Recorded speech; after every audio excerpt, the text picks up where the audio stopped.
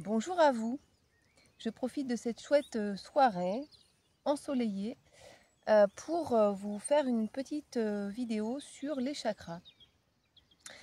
Donc les chakras, c'est un sujet qui est assez mystérieux pour beaucoup de gens, qui intrigue certains et qui finalement, de mon point de vue, représente les besoins fondamentaux de l'être humain, ces dimensions, ces différentes dimensions qui le composent. Donc dans l'être humain, il y a tout ce qu'il y a de visible, de palpable, donc le corps physique. Et ensuite, on a tout ce qu'il y a d'impalpable, donc les énergies, et puis les dimensions psychologiques qui sont associées à certains endroits du corps et à certains circuits énergétiques du corps. On retrouve ça dans le système de la médecine chinoise, on retrouve ça également dans le système du yoga. Alors, les dimensions de l'être humain selon les chakras, le système des chakras, eh bien, il est divisé en 7 parties principales. Il y a d'autres chakras aussi, hein, ça ce sont les chakras principaux. Le mot chakra signifie roue, donc on peut entendre par roue une roue énergétique. Donc on peut imaginer de l'énergie qui circule en fait à travers les chakras.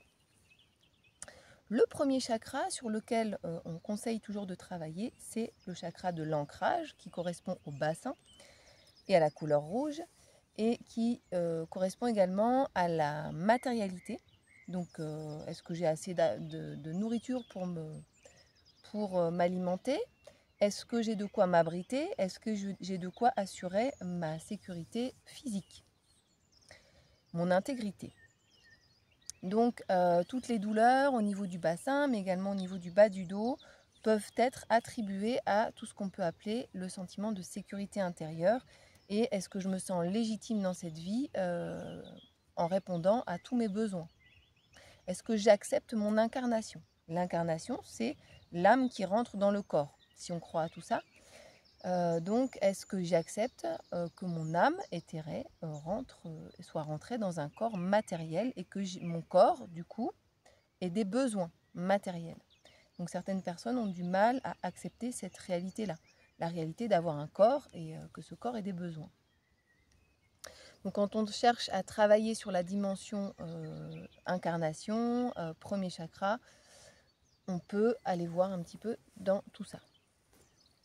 Deuxième chakra, bas du ventre, lié à tout ce qui est plaisir, tout ce qui est sexualité, reproduction, mais également créativité. Donc c'est intéressant de voir que dans le système des chakras, on compare le fait de procréer avec, alors c'est pas tellement qu'on les compare, mais on les associe comme deux manières différentes de créer. C'est-à-dire que procréer, créer un enfant, et créer dans le sens exprimer sa créativité ou créer sa propre vie, se créer sa propre vie, eh bien, c'est associé au même chakra, au même centre énergétique, associé à la couleur orange. Et donc, quand il est mal équilibré, on peut ressentir de la culpabilité, pareil, de l'illégitimité, un sentiment de ne pas être légitime et de ne pas être légitime à prendre part au plaisir de la vie. Ensuite, on a troisième chakra, le plexus solaire, Manipura chakra. Celui-ci est donc associé au fait de s'affirmer, et notamment s'affirmer en menant à bien nos projets jusqu'au bout. Donc c'est un chakra qui va travailler également sur la notion de persévérance, et également donc de s'affirmer auprès de nos pairs, donc auprès des autres êtres humains, dans un groupe, s'affirmer dans un groupe, dans une famille, etc. etc. Trouver sa place. Souvent, ce chakra, quand il est bloqué, le diaphragme n'est pas très mobile pendant la respiration. Et donc, on sent que ça bloque même toutes les énergies du corps. Alors que quand il est bien ouvert, bien développé, eh bien, toutes les énergies circulent dans tout le corps. Et c'est vrai que quand il y a un chakra qui ne fonctionne pas bien, il va du coup engranger un mauvais fonctionnement des autres chakras. C'est pour ça qu'on commence toujours par celui de la base, le chakra racine, qui s'appelle donc Muladhara chakra. Chakra sacré, Manipura chakra, on monte puisque d'abord, si on n'a pas travaillé son ancrage, on peut pas bien faire fonctionner les autres dimensions des autres chakras. Donc ça, c'est important de savoir que si j'ai un problème, si j'ai repéré que j'avais un problème avec un de mes chakras, ça ne veut pas dire que si je travaille sur celui-là, je vais aussi travailler indirectement sur les autres. Parce que si j'améliore ma confiance en moi, l'affirmation de qui je suis, je vais améliorer également ma communication, etc. etc. Donc ensuite, nous avons le chakra du cœur, Anahata chakra, qui correspond donc à la notion d'amour, mais également aux fonctions vitales de l'être humain, le cœur, les poumons. Comment est-ce que je reçois le souffle vital à l'intérieur de moi? Est-ce que je le reçois tout petit en bloquant ma respiration, ou est-ce que j'accueille pleinement les énergies de vie en moi? La notion d'amour, elle a plusieurs visages. Donc on connaît l'amour relationnel, mais il y a également l'amour universel et l'amour en tant qu'énergie de guérison, d'harmonisation. Donc dans le système du yoga, on estime que l'énergie d'amour, en fait, c'est elle qui régit toutes les forces de l'univers. Et que si on veut être équilibré, il n'y a qu'à être dans une certaine forme de lâcher-prise, qui ne veut pas dire l'inaction, mais ça veut dire que je pose des actions et je laisse les choses se mettre en place. Il y a une partie qui m'échappe et j'accepte ça.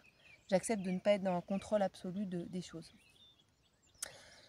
L'énergie d'amour, l'énergie de guérison, d'harmonisation, etc. Donc on estime que la puissance énergétique de nos différents chakras est différente et celle du cœur serait la plus forte, beaucoup plus présente et qui va beaucoup plus loin que notamment notre cerveau. Donc ça pourrait laisser penser que dans nos décisions, les décisions qu'on prend, il y a un pourcentage de raison, de rationalité, mais il y a aussi un gros pourcentage finalement de cœur, c'est-à-dire comment je me laisse porter par mon cœur. Le cœur, il donne également le mot courage, voyez. Donc dans ce chakra du cœur, il y a l'action, il y a aussi le donner, recevoir. Et on estime que les bras sont le prolongement de l'énergie du cœur. Donc ce que je le donne avec l'énergie de mon cœur. Et ce que je fais de mes petites mains, eh bien, je le fais également avec l'énergie de mon cœur. Ensuite, nous avons le chakra de la gorge, chakra de l'expression, de la communication, donc avec la voix. Mais il représente également toutes les formes de communication. Comment je communique avec mon corps, comment je communique dans ce que je construis dans ma vie. Est-ce que je m'autorise à exprimer tout ce que je suis à travers mes actions, à travers mes choix de vie, etc. Donc ça va beaucoup plus loin que juste s'exprimer avec la voix. C'est vraiment toutes les formes d'expression de soi. Et l'objectif, ce qu'on vise, c'est pour qu'il soit équilibré, l'expression juste de notre propre vérité.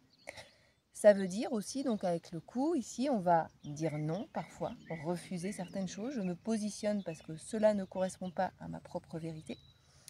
Et au contraire, on va accepter pleinement ce qui nous convient. Et donc, quand on a des problèmes de nuque qui est un peu bloqué, ça peut aussi venir d'une incapacité à se positionner, à dire oui pleinement, à dire non quand c'est nécessaire, et aussi à regarder tous les chemins qui s'offrent à nous. Vous voyez, quand on dit l'expression avoir des œillères, c'est vraiment j'ai des œillères, donc je ne m'autorise pas à regarder tous les chemins, toutes les possibilités qui s'offrent à moi. Et ce chakra, en fait, il est souvent bloqué, donc parce qu'on a du mal à s'exprimer, mais également cette partie du corps, en fait, elle représente la jonction entre le corps agissant et la tête pensante, celle qui imagine, celle qui idéalise, etc. Et donc le passage à l'acte, ça passe par tous ces petits circuits, ces petits chemins qui relient notre tête à notre corps. Donc c'est pas rien. Et plus on imagine, plus on pense, plus on veut faire des choses dans notre tête, et plus il y a beaucoup de choses à faire passer dans le corps, et plus il y a des risques de blocage ici. Donc ensuite nous avons sixième chakra, donc le troisième œil qui se situe entre les deux yeux, qu'on appelle donc le troisième œil. Derrière ce chakra, on retrouve l'hypophyse, qui est donc une glande maîtresse de notre système endocrinien. Le système endocrinien, en tout cas les glandes endocrines qui sont dans notre tête, épiphyse et hypophyse, elles sont reliées à l'hypothalamus qui capte les données extérieures. Quelle heure il est? Est-ce que c'est le jour? Est-ce que c'est la nuit? Mon rythme biologique. Est-ce qu'il y a des dangers à l'extérieur? Et c'est elle qui envoie au corps tous les messages pour que le corps puisse s'adapter à ces données. Donc vous voyez, notre système endocrinien, il est très très lié à quelque part une notion de spiritualité, puisque notre troisième œil, c'est celui qui voit au-delà de la matière, c'est celui qui voit au-delà des situations et qui voit donc l'invisible. Qu'est-ce que je dois lire dans cette situation que je ne vois pas avec mes yeux qui voient la matière? Et ensuite, donc c'est aussi le chakra de l'intuition. Est-ce que je suis capable de ne pas être dans l'illusion, mais écouter mon intuition juste? Et parfois, on bascule vite de l'un à l'autre. Parfois, on est dans l'illusion totale. On pense que notre vérité, c'est d'aller vers ça, ça, ça, parce qu'on a ressenti ça, ça, ça. Et parfois, on est dans l'illusion. Parfois, on croit que c'est notre intuition, et en fait, c'est de l'illusion. Donc, c'est tout ce petit jeu de l'illusion à l'intuition et à la vérité, à voir ce qui est. Ensuite, 7e chakra, le chakra couronne, qui est celui qui, selon le système des chakras, nous relie à l'univers, celui qui nous apporte notre sentiment spirituel, notre reliance avec l'énergie extérieure, et qui nous permet de ressentir à quel point l'énergie que nous avons en nous est reliée à l'énergie de tous les êtres et de tout ce qui existe autour de nous, y compris les planètes. On sait que, par exemple, la Lune a une influence sur les marées. Elle a également une influence plus ou moins forte sur les êtres humains. Donc en fait, c'est vraiment cette idée que par force d'attraction-répulsion, nous sommes tous reliés les uns aux autres et nous avons tous une influence les uns sur les autres. Notre sentiment spirituel, c'est également reconnaître les forces qui sont au-delà de nous, que l'on ne maîtrise pas, que l'on ne comprend pas forcément. Et c'est l'idée de s'incliner quelque part, de dire ok, il y a plein de choses que je ne comprends pas. Dans ce que je vis, je cherche à maîtriser un certain nombre de choses, j'arrive à en maîtriser un certain nombre. Et puis j'accepte qu'en fait, il y a des choses que je ne maîtriserai jamais, qui ne sont pas de mon ressort. Et ok, j'accepte. Et donc, ce côté spirituel, personnellement, il m'a beaucoup aidé dans ma guérison émotionnelle, puisque moi, j'oscillais toujours entre je maîtrise rien dans ma vie et je veux tout contrôler, et j'arrivais pas à trouver cet équilibre. Et juste le fait de me dire, ok, c'est normal, on maîtrise pas tout, il y a des choses qu'on n'explique pas, il y a des choses qui sont de l'ordre de l'invisible, de l'intuition. C'est pas de l'ordre de la raison et c'est ok. Tu as le droit aussi d'y mettre tes propres mots, d'exprimer ton ressenti sans qu'il soit prouvé scientifiquement, sans qu'il soit forcément expliqué de manière rationnelle, et c'est ok. Et ça fait aussi partie des dimensions de l'être humain. Voilà, en gros, je vous ai décrit ici ce à quoi correspondaient les 7 chakras principaux. Il y a encore beaucoup de choses à dire sur le sujet. Comment est-ce qu'on peut travailler sur ces chakras avec les postures de yoga, puisque quand on fait les postures d'ouverture, on va travailler sur l'ouverture du chakra du cœur, mais également du plexus solaire, donc du Manipura chakra. À travers également le mindset, donc peut-être des petites phrases qu'on va se répéter intérieurement, des petits mantras ou des petits sankalpas, des petites graines qu'on va venir semer dans notre esprit pour qu'elles prennent de plus en plus de place à l'intérieur et pour pouvoir donc jour après jour nous transformer corps et esprit, puisque je vous le rappelle, yoga, le mot yoga signifie unité, unité du corps et de l'esprit. Donc avec le yoga, on va toujours travailler sur les deux. Et à travers également la respiration, qui est ce qui fait lien entre le corps et l'esprit, entre le visible et l'invisible. Je vous laisse sur ces bonnes paroles et prenez soin de vous. N'hésitez pas à commenter cette vidéo si vous avez des questions, à la partager si vous pensez qu'elle peut intéresser d'autres personnes. Et je vous souhaite vraiment de prendre soin de vous avec le yoga ou d'autres outils. Au revoir.